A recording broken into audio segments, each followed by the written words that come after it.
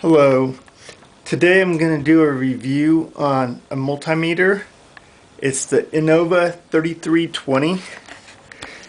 Uh, I saw it in the newspaper. It was in my little weekly flyers at Walmart for $28. And I thought, well, let me check that out. That's kind of a nice, little deal there. Let's check out the price online and see what I can buy it for. I went on Amazon.com and I found it for $20. So I saved myself, $10 there. If you don't mind waiting a few days to get it, is worth it. Innova is a trusted name, at least in my opinion. And well, anyway, before getting this, it is auto ranging, which has its pluses and its minuses. My one of my friends has an auto ranging meter, and I'd never really used it before. I'd seen it sitting over at his house. I went over and played with it a little bit before ordering this one, and it's kind of nice to have an auto ranging meter. I would suggest you also have one that is of the traditional manual range that you can select as well, but this here for $20, you can't beat it, especially as a small backup meter. It's supposed to have a little strap on the back that you can hook it onto your arm like so, and you can just, I don't know, I'll probably not use that feature, but I'll get this opened up, and in the future I'll do some reviews on it. It has a battery tester for 12 volt, 9 volt, 6 volt, 1.5 volts. And I use these nickel metal hydride rechargeable batteries for my camera. So I want to test one that's freshly charged, and then test these ones here, which I'm blinking right now, telling me it's that my battery's bad. So I'm gonna go ahead and open this up, do a test on the fully charged one, and then test these here. Okay, got this opened and set up here. Basically, as you can see, if I set up on ohms, gives me resistance 0. Here's that little strap I was talking about, which may actually come in handy for demonstration purposes. Yeah, that's not too bad. Virtually 0 resistance. Put my positive on here, my negative here.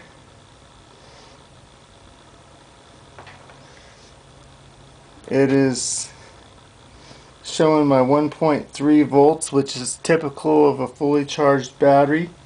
I noticed also, if I flip it around, or that was backwards. If I flip it around, put the positive on, it'll show the negative voltage as opposed to the correct voltage. So it determines polarity. Now this is the feature I was wondering about. And supposedly, if I put it on 1.5 volts, this is going to tell me if my battery's good or bad by this light. And it's saying it's good. Now the battery that's in the camera is flashing low. So I'm going to take this apart right now, or take them out, and swap out batteries and see how that works.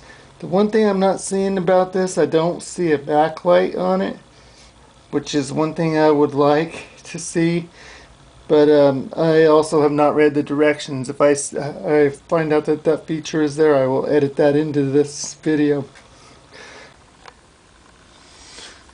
Okay, so far, this little Innova 3320. I do like the little elastic in the back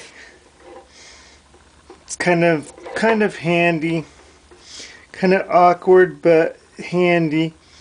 I like the large display on the digital readout. I'm still not real sure about this auto scanning thing here. It's constantly changing, which is kind of annoying. My other one doesn't do that, but I'm getting used to it.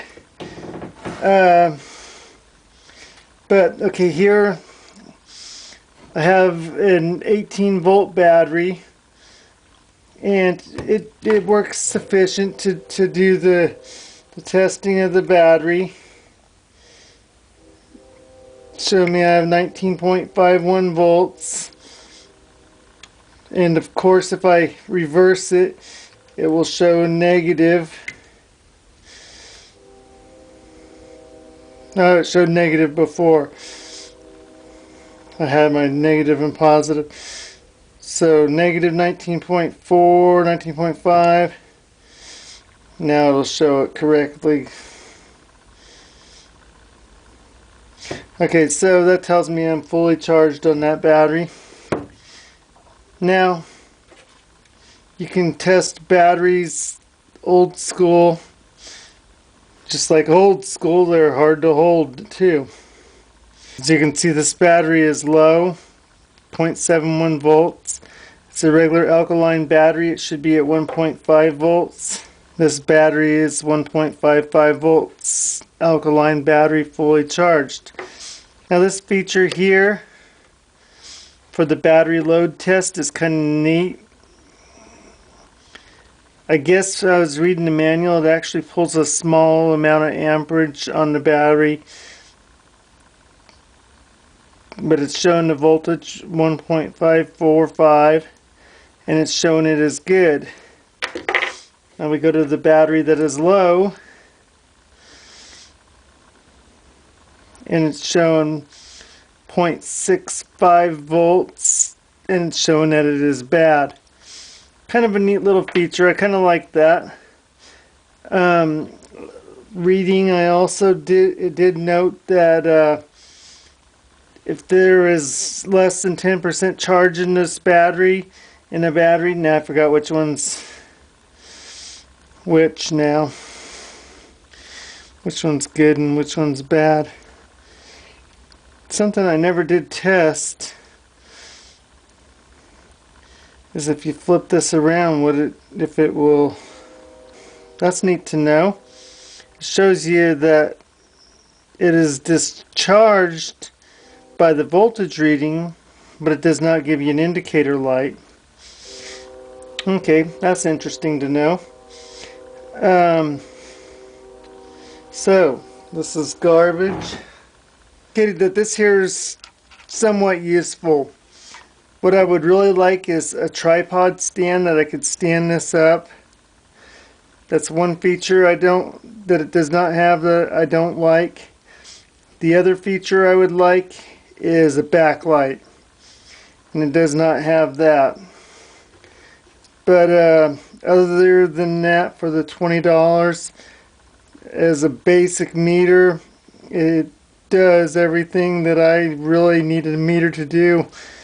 Oh, and it does have an Audible continuity tester, which is kind of nice to have.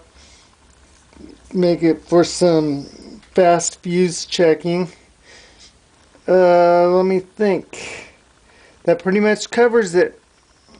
I would say this is worth its money, and I would buy it if you want a real cheap meter that will do most projects, and is in my opinion fairly accurate. It says 0.08% accuracy in the manual, which